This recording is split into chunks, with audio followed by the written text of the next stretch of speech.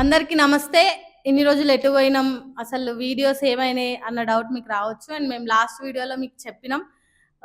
ఇప్పుడు జరగబోయే ఎలక్షన్స్‌కి సంబంధించి ఇన్ని డేస్ మేము థర్డ్ పార్టీ ఏజెన్సీగా వేరే కంపెనీస్‌కి సర్వేస్ చేసినాం. కానీ ఇప్పుడు ఇండివిడ్యువల్‌గా మేమే బరిలోకి దిగి సర్పంచ్ ఎలక్షన్స్‌కి సంబంధించి సర్వేస్ చేస్తున్నామని.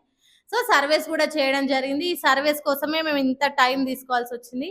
అంటే ఒక్కొక్క సర్వే చేసేయొచ్చు మీరన్నట్టు. ఒక ఇన్ని డేస్ టైం తీసుకోవాల్సిన అవసరం లేదు. ఒక మహా అంటే వారం రోజులు, 10 రోజుల్లో సర్వే చేయొచ్చు. బట్ సర్వే చేస్తున్న కొద్దీ ఇంకా లోతుకెళ్తుంటే ఇంకా కొత్త విషయాలు తెలుస్తున్నాయి. సో, ఆ కొత్త విషయాలు మమ్మల్ని ఇంకా సర్వే చేయడానికి ఇంకా టైం తీసుకోవాల్సొచ్చింది. ఓవరాల్ సర్వేలో ఏం తెలిసింది ఏంటంటే, ఈ సర్పంచ్ ఎలక్షన్స్ కి సంబంధించి ఇప్పుడు ఉన్నట్టుండి గవర్నమెంట్ రైతు భరోసా మొన్న వేసింది. ఈ రైతు భరోసా తర్వాత ఇప్పుడు సర్పంచ్ ఎలక్షన్స్ పెడితే రైతులందరూ మా దిక్కు మారుతారు. మేబీ కాంగ్రెస్ గవర్నమెంట్ గెలిచే అవకాశాలు చాలా ఉన్నాయని గవర్నమెంట్ అనుకుంటుంది. బట్ అది చాలా రాంగ్. ఒకవేళ గవర్నమెంట్ ఆ స్టెప్ తీసుకుంటే మాత్రం కంపల్సరీ అని చెప్పలేము, మాక్సిమం ఓడిపోయే ఛాన్సెస్ ఎక్కువ ఉంటాయి. ఎందుకంటే ఈ గవర్నమెంట్ ఏదైతే ఈ 2 years పాలనలో నెగిటివిటీ ఎంతైతే వచ్చిందో, ఈ నెగిటివిటీతో పోలిస్తే ప్రజెంట్ మొన్న కేసీఆర్ కి సంబంధించి విచారణ, ఫార్ములా ఈ రేసు, ఇట్లా చాలా ఉన్నాయి.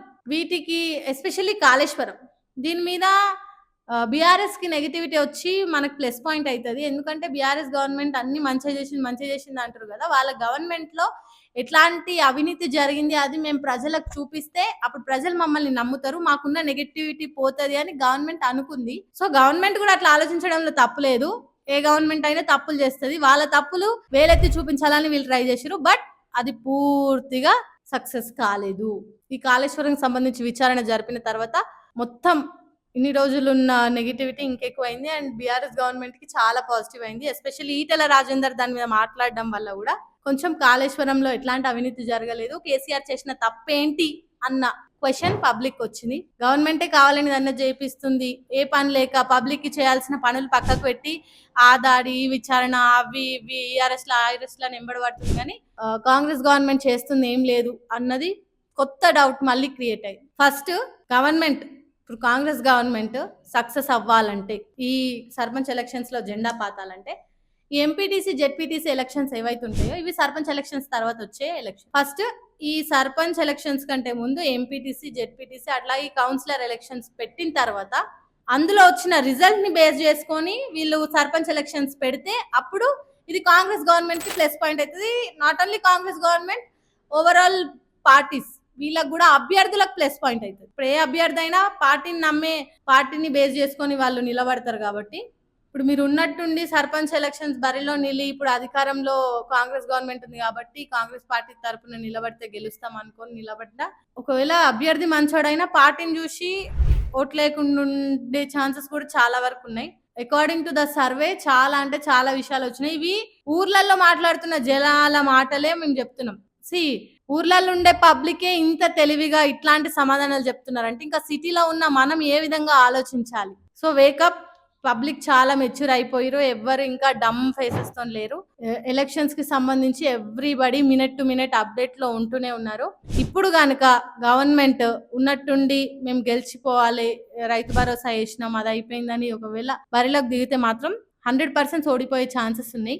నాట్ ఓన్లీ కాంగ్రెస్ గవర్నమెంట్, ఇక్కడ ఏ పార్టీకి మెజారిటీ రాదు చెప్పాలంటే. బేసికలీ ఇప్పుడు బీఆర్ఎస్ కి సంబంధించి రైతులు చాలా మంది బీఆర్ఎస్ కే సపోర్ట్ ఉన్నారు. ఎందుకంటే బీఆర్ఎస్ కేసీఆర్ ఉన్నప్పుడు మాకు రైతు బంధు పైసలు టైంకి వచ్చేటి, ప్రతి పంటకు మాకు పైసలు పడేటి, ఆ పైసలు మేము పెట్టుబడి పెట్టుకున్నాం.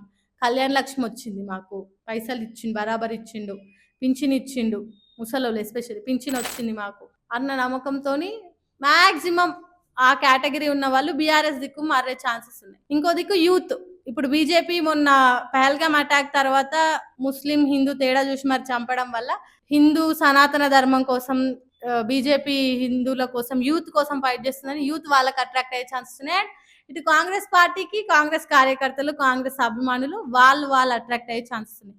సో ఇక్కడ ఏ పార్టీకి పూర్తిగా సమన్యాయం జరగదు. కాబట్టి ఇప్పుడు గవర్నమెంట్ ఫస్ట్ సర్పంచ్ ఎలక్షన్స్ కాకుండా MPTC ZPTC and councillor elections పెట్టిన తర్వాత ఇందులో రిజల్ట్ ని బేస్ చేసుకొని మేము ఏమైతే చేస్తే సర్పంచ్ ఎలక్షన్స్ లో గెలిచే ఛాన్సెస్ ఉంటాయో అనేది క్యాలిక్యులేట్ చేసి వీటిని బ్యాలెన్స్ చేస్తే అప్పుడు కాంగ్రెస్ గవర్నమెంట్ అధికారంలోకి వచ్చే అవకాశాలు చాలా ఉంటాయి.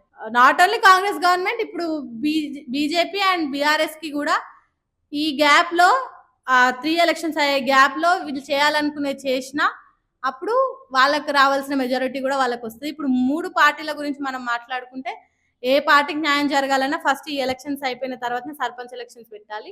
ఇప్పుడు ఉన్నట్టుండి సర్పంచ్ ఎలక్షన్స్ పెడితే మాత్రం ఎవరికి న్యాయం జరగదు. ఇంకోటి, ఈ ఎలక్షన్స్ ఏవైతున్నాయో నోట్ ఇస్తే వేసేస్తారు. ఓ 2000, 5000, లేదంటే మా అంటే 10,000.